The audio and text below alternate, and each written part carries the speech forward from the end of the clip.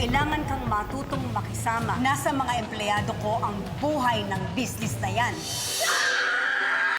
Agad sinundan ni Aling Cathy si Irene sa kusina kung saan sinermonan niya ito dahil sa ginawa niya. Giniit ng matanda na ang customer is always a customer, na kahit isang order lang ng siomai ang i-order nila ay acceptable yun. Dumipensa naman sa Irene na binubuli siya nila Tara, pero sinumbat ng matanda na paano kung may magreklamo na may food poisoning sa resto niya, na sinaad naman ng dalaga na sinasadya nila Tara na pahirapan siya.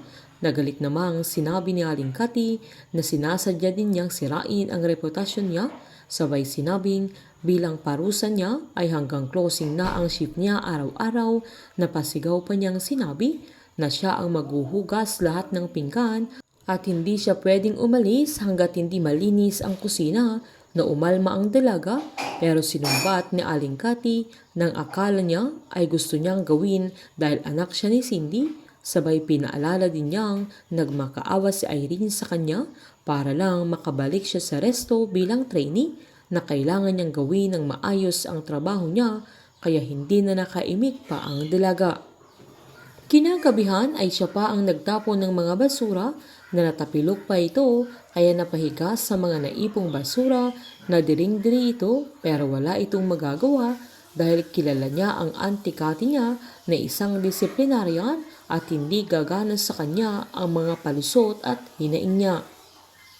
Habang paggising naman ni Jaime ay natanggal na ang piring niya at mga tali sa kamay at paa niya, na nakita din niyang bukas na ang labasan ng pinagtaguan sa kanya, na agad-agad siyang lumabas, pero laking gulat niya nang may mga pulis na sa may labasan na saktong aarestuhin na siya, na hindi niya alam na si Carlo at Charleston ang may kapakanan ng lahat, na nasa di kalayuan sila at pinapanood nilang arestuhin si Jaime sa sandaling yan, na nanindigan pa si Charleston na sisiguraduhin niyang hindi na makakalabas ng kulungan si Jaime.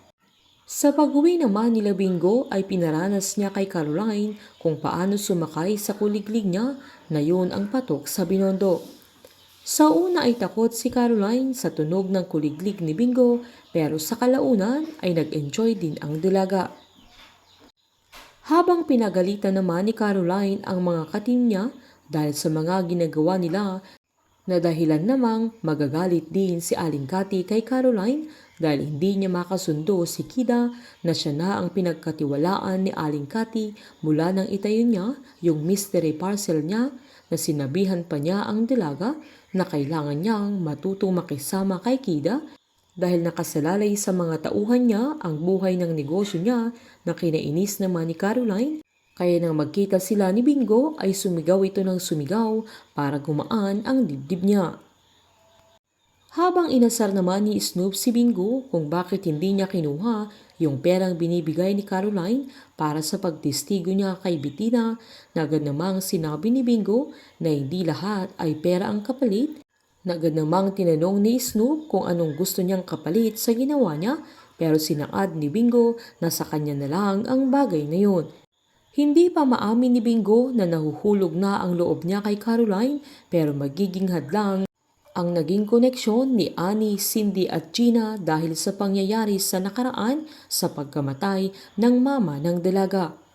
Painit ng painit ang mga tagpo, sabay-sabay po nating subaybayan ang advance episode ng Can't Buy Me Love dito po sa aking channel. Patuloy lamang pong manood at mag-subscribe para ma-update po kayo sa mga susunod na episode. Marami pong salamat.